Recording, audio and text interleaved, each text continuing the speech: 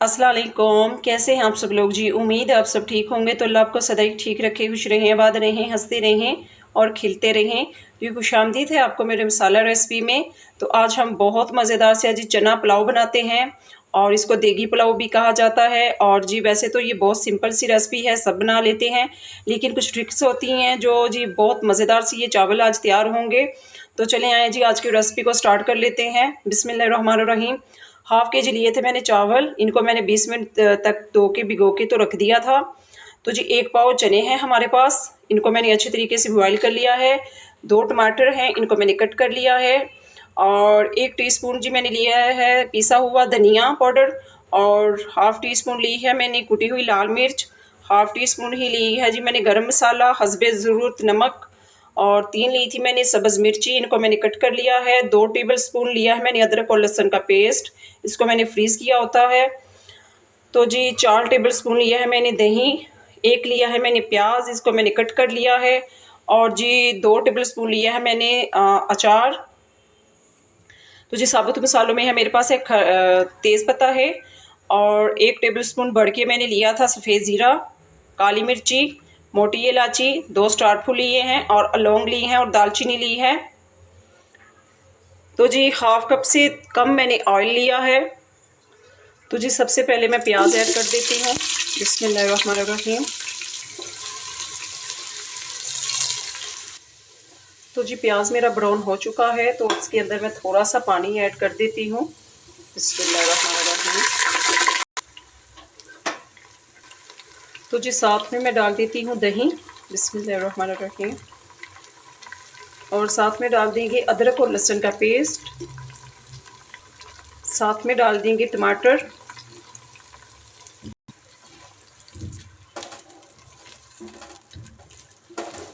माशाल्लाह से जी ये पुलाव बहुत मज़ेदार बनता है, देगी चना पुलाव। तो घर में ज़रूर ट्राई कीजिएगा और मुझे कमेंट करके ज़रूर बताया करें कि आप मेरी कौन-कौन से शहर से आप लोग मेरी वीडियोस देख रहे हैं।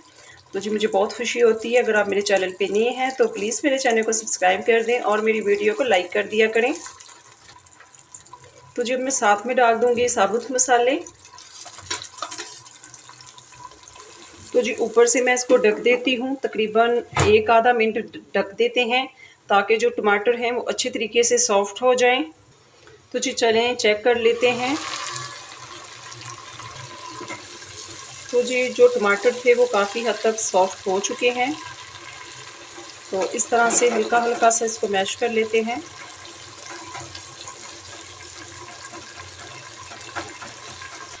तो जी साथ में मैं कुछ डाल देती हूँ सब्ज़ मिर्ची और कुछ मैं डाल दूँगी चॉप की हुई मिर्ची। तो जी सॉरी मैं आपको शुरू में नहीं बता सकी, 1 टेबल स्पून मैं डालूँगी इसके अंदर बिरयानी मसाला, क्योंकि हम आज जी देगी स्टाइल में आज हम चना पुलाव बना रहे हैं, तो इसलिए मैंने 1 टेबल स्पून लिया है बिरयानी मसाला। साथ में मैं जी ये भी मसाले ऐड कर देती हूँ।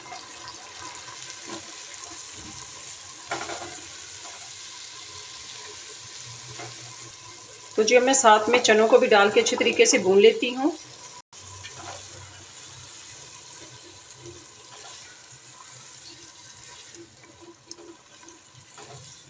तो जी चनों को मैंने अच्छे तरीके से भून लिया है, तकरीबन मैंने इनको 5 मिनट अच्छे तरीके से भून लिया है चनों को।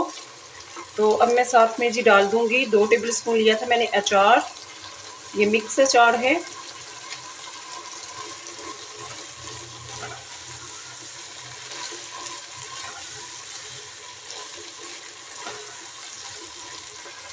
तो जी अब मैं डाल दूँगी 2 गिलास इसके अंदर पानी। बिस्मिल्लाहिर्रहमानिर्रहीम। तो जी 1 गिलास मेरे पास चावल थे और मैंने 2 गिलास इसके अंदर पानी ऐड किया है, तो आप अपने हिसाब से डाल लें। तो जी नमक आप अपने ज़ायके के मुताबिक डालें, हस्बे ज़रूरत आप जितना खाते हैं। तो जी ऊपर से मैं इसको ढक देती हूँ, जब बॉयल आएगा तो फिर चावल ऐड कर देंगे। तो जी पानी बॉयल होना शुरू हो चुका है, तो साथ में डाल देते हैं चावल। बिस्मिल्लाहिर्रहमानिर्रहीम।